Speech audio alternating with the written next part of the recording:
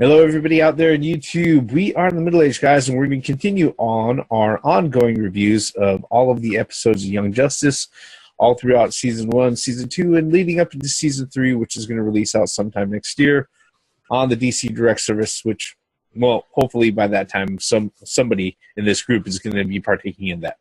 To get the introductions out of the way, I'm the Reverend. The Theme here. Gray Mouse 1. We are actually on episode number 3, which is Welcome to Happy Harbor, and that one actually aired out initially on January 21st, 2011.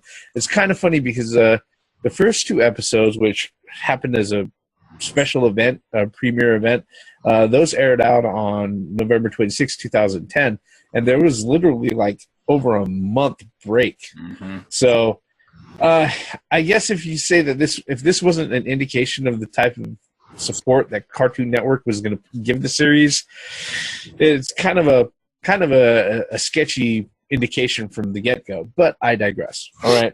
What we're going to do, like we did with the previous episodes, we're going to go ahead and do a short review. We're going to give you our thoughts, what we liked, what we didn't like, or if we had a choice, what we would change.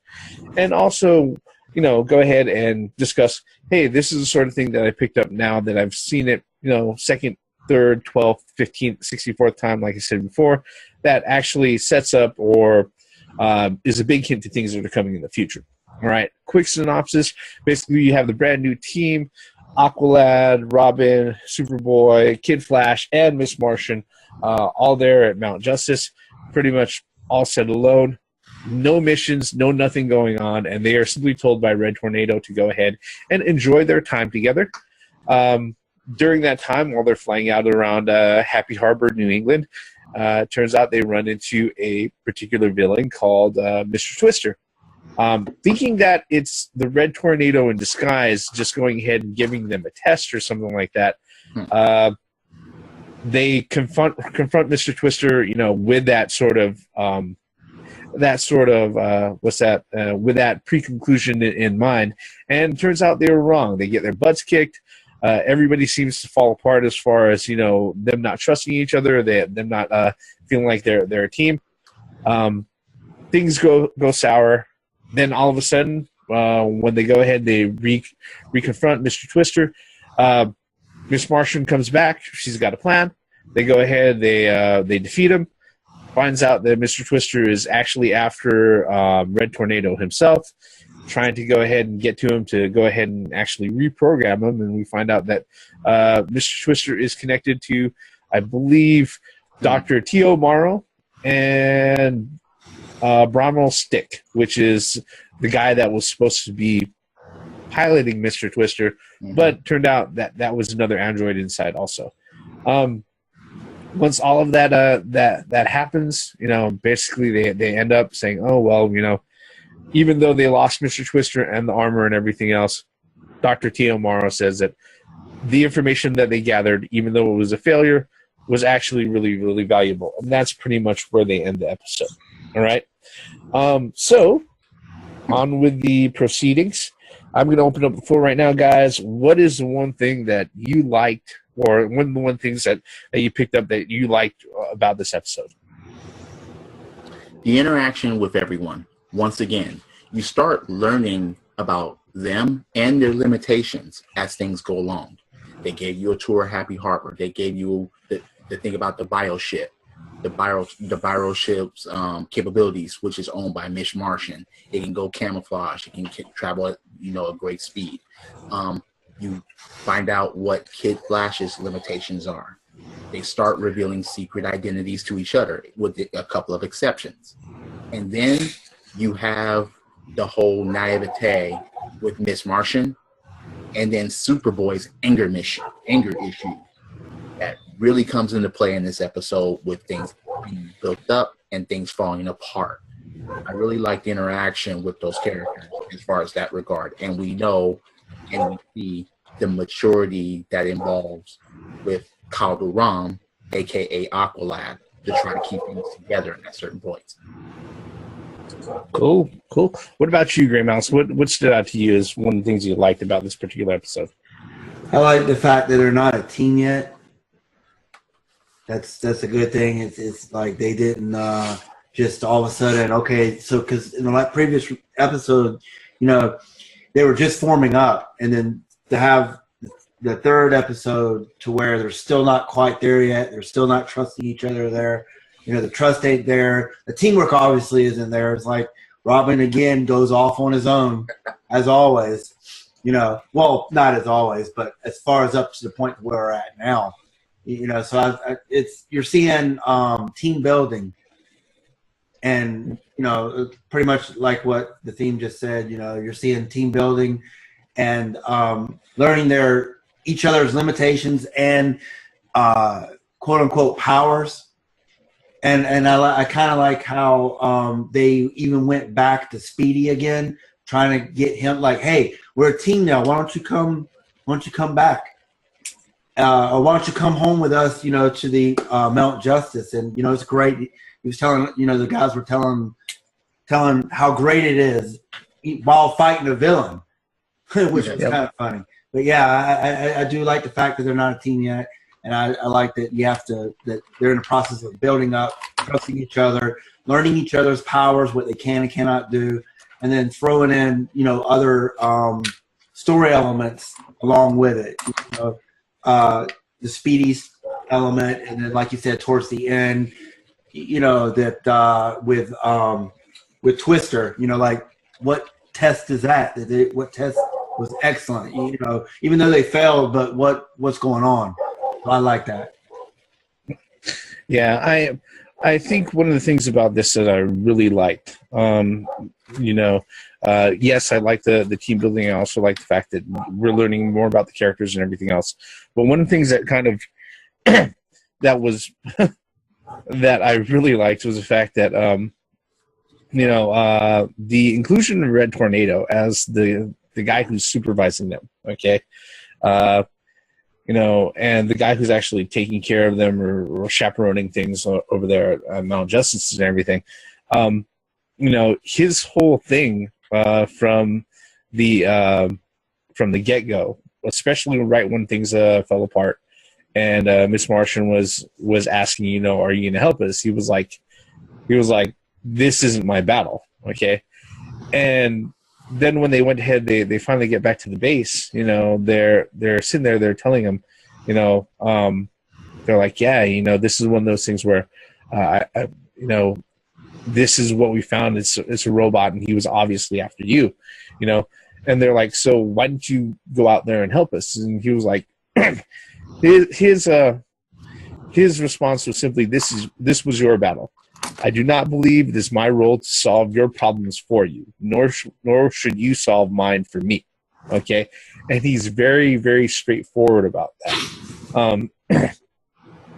And the thing about that is that sort of thing like pops up the whole time. You know, it's one of the, I think the funny thing about it is that it kind of points out that Batman is like, okay, these guys need supervision, somebody to go ahead and hold down the fort, or to go ahead and if things, you know, get too crazy, you know, somebody who has access to the league directly to go ahead and they'll be able to pull them into whatever they need. At the same time, though, Red Tornado is not a fatherly figure. Okay, he's not human. Okay, he's not beholden to emotions or a lot of those things like that. So when it comes to, hey, look, this is a thing that you have to solve. This is a problem that you created and everything else.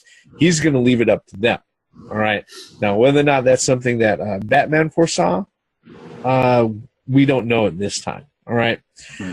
Okay. To continue on with our particular review, what was something that you did not like in the episode, or now that you've seen it again, what would you change if there was something that didn't sit well with you that you would choose to go ahead and change? I appreciate the Superboy anger issues, but I think they just needed to tone it down just a little bit with that. Even though it is his character at this point in time, but it has character development involved. I just think that they should have toned it down just a little bit, especially, you know, when he took it very, very, very personally when Miss Martian was reading his mind and everybody else's mind, or communicating with them through telepathy. I mean, Superboy let her have it the whole freaking episode. The whole freaking episode, he was focused on her and just like, damn. But you see what it's developing into between those two. And then you have Wally just hitting on Miss Martian, just hitting on her. And that just takes place. And it's like, okay, yeah, these are teenagers and all, but they're superheroes. So I kind of understand, but they just toned it down just a little bit. Let's see. What about you, Gray Mouse? What did you think? Was there anything you didn't like or anything you would have changed now that you've seen this, the second or third time? I think the ones that I was going to complain about, Theme already did. I did feel that they were trying to push this Kid Flash romance thing a little too much. It felt that way because he was like always in Miss Martian's face. I mean, constantly in her face. I mean, I understand attraction. I understand they're teenagers and hormones are going wild. But I mean, even Robin was partaking in it a little bit as well. So I mean, it's fine, I guess. But yeah, that's the only thing that I could really think of that really bothered me. Yeah, I'd have to say that if there was, by and large, I'm not bothered by this particular episode. I'm not bothered by too many things in this episode. But yeah, if there was one thing that I would sit there and change, a little bit, is maybe tone down the amount of, like the theme and like you said, the amount of teenage angst and hormonality that everybody was running around with. But let's just face it, they're teenagers and they're going to be stupid. Well, we've all been there. One thing I think was the fact. I guess they were trying to really pull that. They're a bunch of teenagers and they're getting cabin fever. Is pretty much what happened in this episode. They were antsy. They want to be pulled out or given missions all the time. I mean, even when they went to go greet Red Tornado, they're like, what did Batman say? What did Batman say? Give us a mission. They were getting a little antsy and they were also getting, a little cabin fever. So, yeah, I mean, that's what they're there for, but I get your point. Yeah. Yeah. I think like you said, Theme, it was just a little bit too much, a little on the nose. Okay. Yeah. Exactly. But, given putting all things in context, we understand why they do that. It's just maybe just a little too on the nose for our liking. Again, though, we're seeing this for maybe like the 3rd, 4th, 5th, 12th, 16th, 54th time. All right. So take it as you will. All right. Given that in mind, now that we've seen it the 3rd, 4th, 5th, 12th, 54th, 60th time, what was one thing that you picked up now in watching this episode that is like, whoa, wow, this really sets up something that happens in the future, in future episodes, or something that's going to happen with the major storyline arc down the road? Hello, Megan. Look, you see, you can kind of see her fixations with Superboy. That's obvious. You see Wally's fixations with her. You see Robin going out on his own. You see Superboy's anger issues. You see, and Aqualad, he's the most level-headed. You see all of that. Plus, Robin with his little catchphrases, okay, anything that's diss, he'll take away, like distraught, he'll say trot. It's kind of, yeah. Are you disturbed? Well, yeah, get turbed. He starts doing that. Yeah, there are a couple of things that set things up down the line, but Hello, Megan was the thing that caught me the most. Let's see. What about you, Gray Mouse? I just go right into it. The whole Red Tornado thing, there's a couple of story arcs that's going to happen later that involves him. Why was Twister wanting to reprogram Red Tornado? So that is a major plot later. And, that's something that I picked up. It wasn't as, now that I know, hindsight's 2020, right? Now I know what's happening later. I like, oh, okay, now it makes more sense and the cryptic messages that Dr. What's his name again? Tio Mara. Tio Mora. Yeah, it makes more sense now what he said because we know what's going to happen later. So yeah, I mean, again, DC does it again. Or I'm sorry, Animation, Warner Brothers Animation did it again, and they're setting these plots up, and you don't really know what's going on unless you watch the whole series, and then it just makes a lot more. It's like more eureka moments. Like, oh, okay, it makes sense. It makes even more sense these little hints that they give you. Yeah, definitely. Just like the first two episodes, there are a lot of things that they're setting up. Like you said, one that I had noted down was the whole Red Tornado thing and Mr. Twister going after him specifically. Yeah, and then showing Dr. Tio Mara at the end, and then the other thing that I noted was related to what the theme was saying about Megan, Miss Martian. Hello, Megan. Her whole thing about the cookies. All right. When the cookies burn, burn, and she runs back to the episode. Yep. Yeah, when she runs back to the kitchen, she sits there and she goes, "Oh no, I was trying out Granny Jones' recipe from episode 17 of which if you sit there, if this is the first time you're watching it, it sounds really kind of out of place. But when you actually get into a lot of her background, a lot later, I mean, literally 20 episodes later, this makes a lot of fucking sense. And right? that was the thing. That's why I said, hello, Megan, because that alone spells out a lot that's going to be happening later. I could add that to one of the things I hate. I hate that. It just makes her, it makes her look, I know she's imitating, Earth culture or whatever, but it irritates the fuck out of me every time she says that. I'm sorry. I'm just going to say that. It just irritates, it just gets under my skin. It's like, because she is not a bimbo. And that's what it just irks me. That's one thing that irks me is that hello shit. Well, not so much a bimbo, but I'd have to sit there and say that it's definitely an airhead catchphrase. Yeah, and it's something that as the funny thing is that I don't think she says it at all in the second season at all. Once they get past that, she stops saying that, and and once everybody finds out what that's from, she completely gets past that, which actually is another cool thing. But I think we've come full circle and we've covered everything in this particular one. We've run down the synopsis, what we liked, what we didn't like, or the things that we could have changed, and also the big setups that we've seen so far. Was there anything else that we wanted to go ahead and add to this particular one? No, I'm good. Yeah, I'm good too. Yeah, actually, I think we're actually around 16 minutes with this. We're doing pretty well. So I'm going to marvel at this because, sooner or later we're going to actually get this down to like 15 minutes on a consistent basis.